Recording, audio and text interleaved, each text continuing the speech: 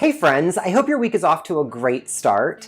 Today I'm going to be attempting Rick's recipe for chocolate blackout cake. So I've been a little bit reluctant to try this recipe because in the BA video, Rick said to plan on an entire day for this recipe. But a few of you have asked for a new chocolate cake video, so I wanted to attempt it today. And to make things even more interesting, I'm going to be using the assembly and the decorating techniques that Claire demonstrated in the Cake School video series. So I do these Bon Appetit recipe tests every Wednesday. If you like this one, please be sure to give me a big thumbs up and click subscribe. Without any further ado, let's see how this goes. So this recipe's got a few different components. I started with the cake since this needs to cool completely before you can move on to the next steps. So to start with, I'm doing the arts and crafts and kind of prep work. So I cut out a couple parchment rounds to fit in my 8-inch cake pans.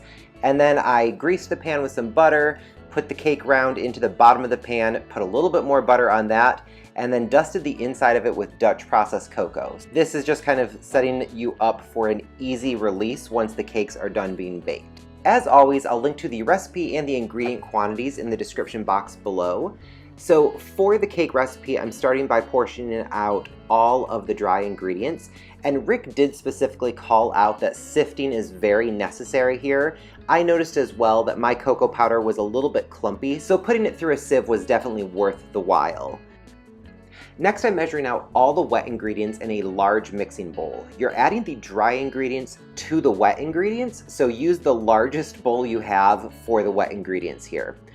So the recipe does call for warm water to be added. It doesn't specify why. However, my assumption is that the warm water starts a chemical reaction with the baking powder that's in the dry ingredients. I just did warm to the touch. It wasn't super hot. It just came straight from the faucet. You want to get all the wet ingredients whisked together really well. This was a bit challenging because the sour cream was kind of putting up a fight and wanting to stay a little bit clumpy in the mixture. Plus, I have the world's worst whisk.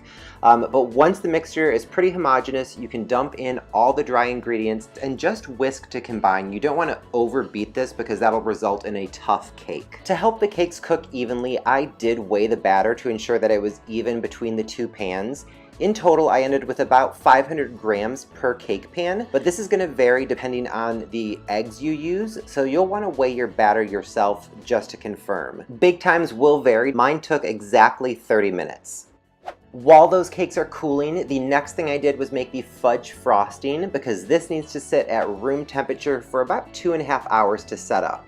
The recipe calls for golden syrup, which is a little bit tricky to find. If you can't find it, dark corn syrup is a really good substitute. So we're basically going to be making a ganache for the frosting here. So you're going to bring that milk up to the boil on the stove. Once it reaches a rolling boil, remove it from the heat, add in the chocolate, sour cream, and you're going to let this just sit on the counter for a few minutes and the residual heat will start to melt the chocolate.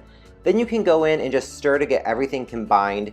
You're not trying to incorporate any air here. You just want to make sure that you mix it until the white streaks of sour cream are completely gone. The final component of this cake is the homemade chocolate pudding for the filling. So this recipe is made entirely in the saucepan, so it doesn't create a ton of mess. It does call for 5 tablespoons of cornstarch to be whisked together with the cocoa powder. So you can see here I got mine evenly incorporated, and then per the recipe I added the cream. You can see that my mixture turns into kind of like creamy, and then it turns really thick and gloppy. And I was really panicking, and I went back and double checked the recipe just to make sure that I didn't mess something up because this is not what Rick's looked like in the BA video. After double checking, I had measured everything correctly, so I decided to proceed with adding ingredients into the saucepan. The recipe said to separate the eggs and put the yolks in a bowl and then to whisk them together to break them up. I found that this was completely unnecessary and really just created an extra dirty dish. So go ahead and add the egg yolks just directly into the saucepan and whisk it all together. So since my mixture was so thick and gloppy to start with, it did take me a couple minutes to get it kind of evenly incorporated and smoothed out. And then I put this on the stove over medium-high heat.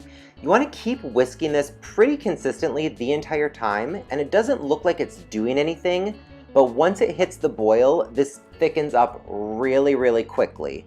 So keep mixing it on the boil until it's nice and thick and luxurious looking, then take it off the heat and add in the remaining ingredients. So Rick said to pass the pudding through a fine mesh sieve just to make sure that it's completely smooth. The only mesh sieve I have is my little baby sieve that I melted during my 20 ways to cook a cookie video. So this took me quite a while. I really wish I had gone to the dollar store and just picked up a new one to speed the process up. However, this step is super important because I did have some clumps in my mixture as I was straining it. Once you've got it strained, you want to top it with cling film and pop this into the refrigerator. With everything prepared, we're finally ready for the fun part, assembling the cake. So since we prepped the pan so well, releasing them was pretty straightforward, just a matter of running a butter knife around the edge and then popping them out. To level the cake, I'm following Claire's method by placing a serrated knife along the dome of the cake, holding it level to the countertop, and then rotating my cake stand, and then kind of letting the knife do the work of pulling itself through the cake.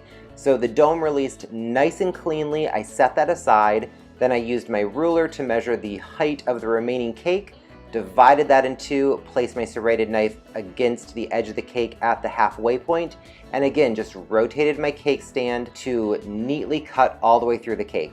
I repeated this with my second cake, and for this recipe, we're only going to need 3 layers of cake, so we can set the ugliest one aside.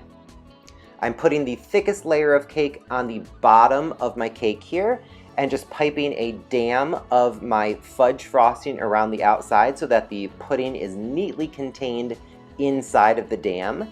So I approximately divided the pudding in half, put down a nice thick layer, and then using my offset spatula, I'm just kind of spreading this around and trying to get it all the way up against the dam without leaving any ugly air gaps.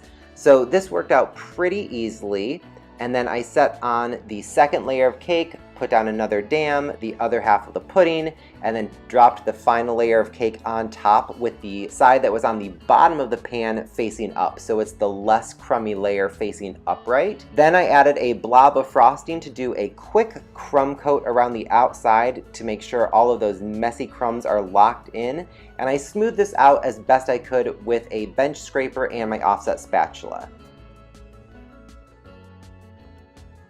So using that 4th layer of cake, we're just gonna grate this against a cooling rack to make some crumbs that we'll use for decoration on the outside of the cake. So after that crumb coat cooled for about 30 minutes and was really firm to the touch, I put a big blob of the fudge frosting on top and just kind of spread this around to get a nice thick layer on the top and on the sides. I held a little bit of frosting back to fill in any gaps that I found as I was smoothing the cake out. So I found that this method worked pretty well for me, and I needed to go around the cake maybe 2 or 3 times to get what I felt like was a pretty good layer.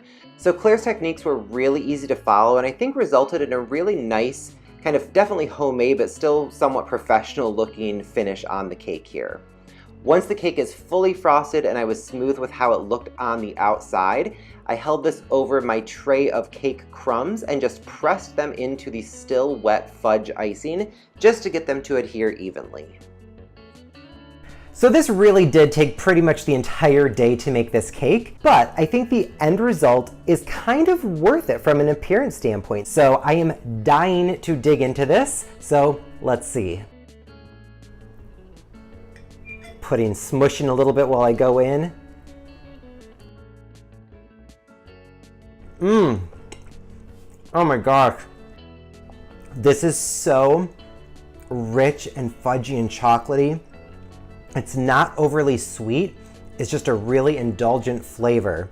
So the combination of milk chocolate and the semi-sweet chocolate works really well here. The pudding texture is really interesting as well. So when I was making this, I thought it was a little bit too thick maybe, but it's really holding up well in the cake. And the cake itself, even without the frosting, even without the pudding, this cake is so rich and chocolatey and indulgent, it would be worth making on its own. So if you don't want to go through the steps and invest an entire day to get this finished product, I think the cake is definitely worth your time, and that came together pretty quickly.